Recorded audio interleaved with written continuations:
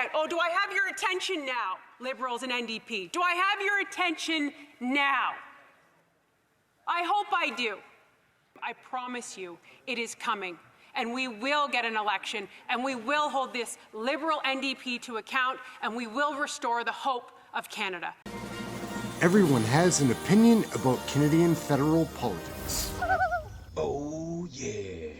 There was a woman murdered in broad daylight just weeks ago in Ottawa with her two children. Oh, do I have your attention now, Liberals and NDP? Do I have your attention now?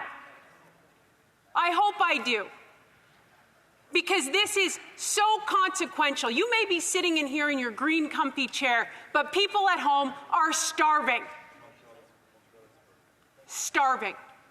These are not made-up stats. This is real life. And if you go outside and you talk to people and maybe visit some of the homeless encampments, you will know what is happening. Food banks are running out of food. The people who used to volunteer at a food bank are now using a food bank.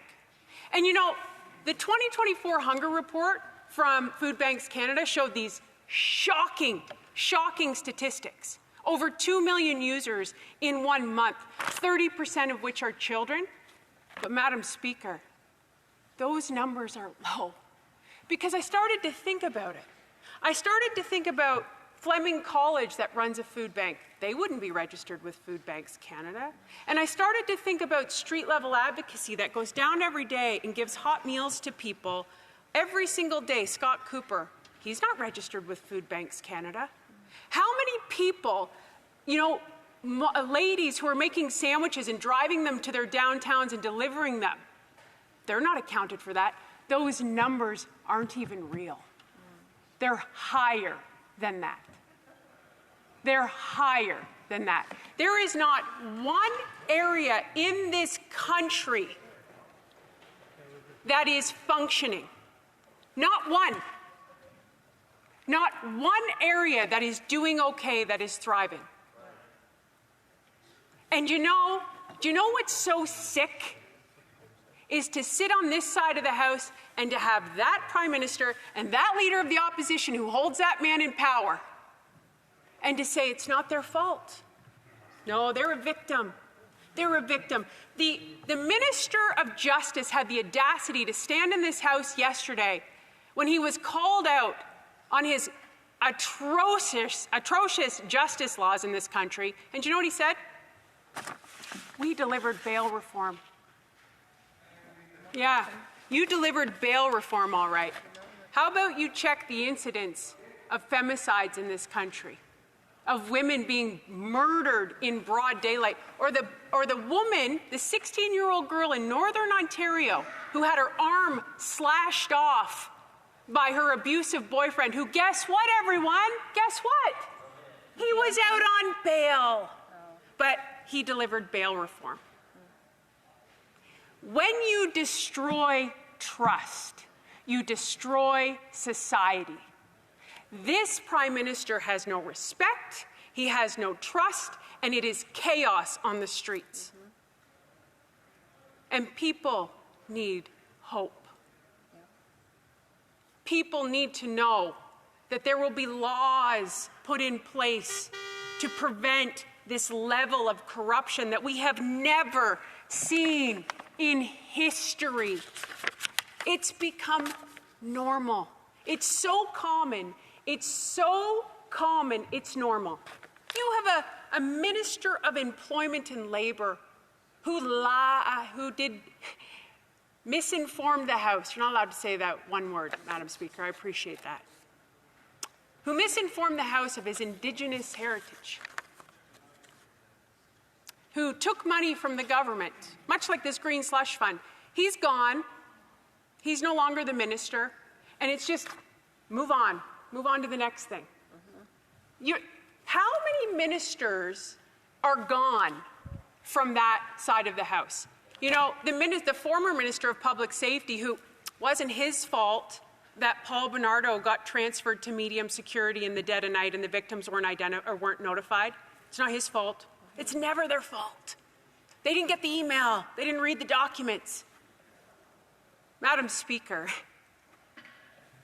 they drop like flies, and I feel so bad for the MPs over there that actually care about their constituents, because I know there are some. I see their body language in here when that Prime Minister stands up and they are sick, just like the rest of us, because he gaslights Canadians. He gaslights Canadians. Do you know, that's the hope I want to tell people at home. You need to have hope, because I'm telling you, it's here. The change is coming. 2-3 years ago, even when I first got elected, people were still afraid. They were afraid to speak the truth because, you know, you'd get canceled. You were a racist or a misogynist, or, you know, you didn't have a vaccine status, so you were a leper. You were divided, and you were shamed, and you were put down, and they'd cancel you. No more. Because people started to say, I'm not any of those things. I'm a good person who wants to just let people live their life without hurting others. And that's all people want in this country. And now they are standing up and they are fighting back against this insane government, this wacko government that has legalized drugs, that's become drug dealers. And all you have to do is go outside. 2 blocks from here. 2 blocks. Walk down the street.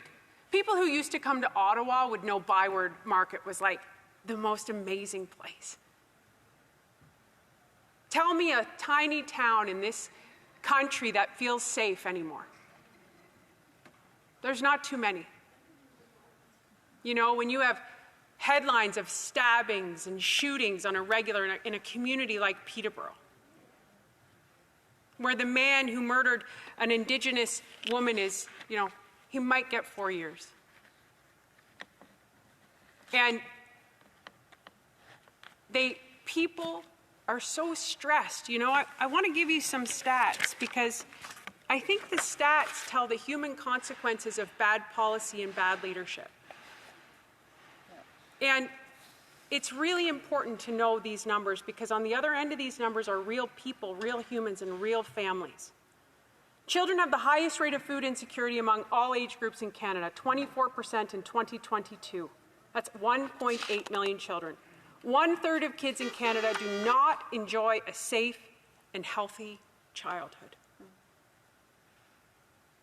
In what country like Canada do we not take care of our kids where they feel safe? 2/3 of Canadians report experiencing abuse before the age of 15. Nearly 1 in 5 kids lives in poverty. Suicide is a leading cause of death for children aged 10 to 14 in Canada. Over the past decade, Canada has fallen sharply from the 10th to 30th place amongst OECD countries for the well-being of children. 20% of children and youth in Canada, approximately 1.2 million young people, are affected by a mental health disorder. And if they have the courage to ask for help, Madam Speaker, I can assure you there's none on the other side of that, because also in this country, under that Prime Minister, health care has been decimated. Because there are doctors ready to practice in this country, but they can't. We are spending more on servicing the debt in this country than we are on transfers to health care. The economy is the foundation of this whole problem. And that is why we are in this discussion right now. Because you have a government that forgot, or maybe they've known the whole time, the government doesn't have any money. It has taxpayer money. It has your money at home, not you, Madam Speaker. It has your money.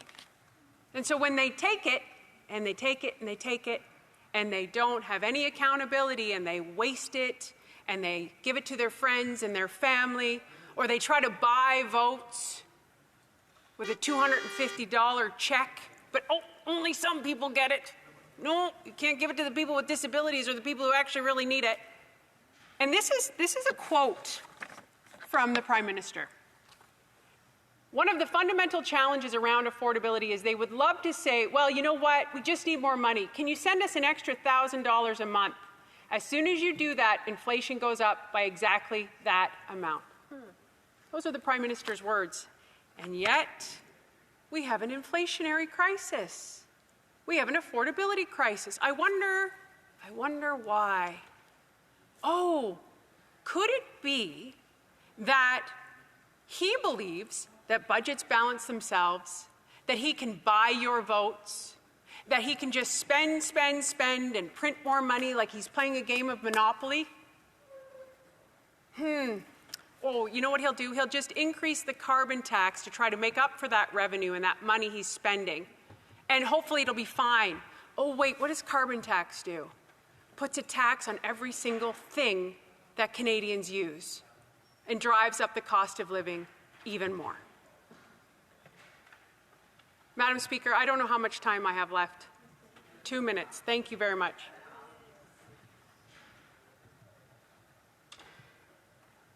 I want to come back to the finance minister saying that Canadians just aren't in the right vibe. They're just not in the right vibe when they go to the food bank. They're just not in the right vibe when 1 in 5 are living in poverty, 1 in 5 kids are living in poverty. It's just not a good vibe.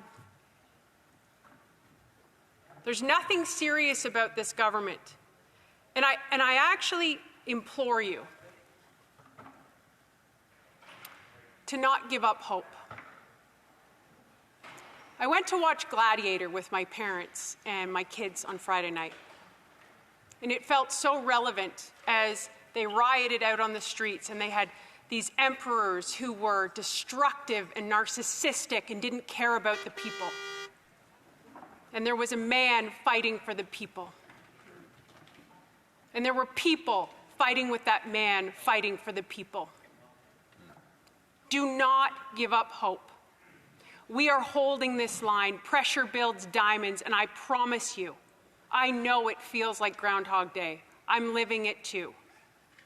But there is a Canadian gladiator here for you to bring it home, to make life affordable, to restore the hope of the Canadian dream. I promise you, it is coming.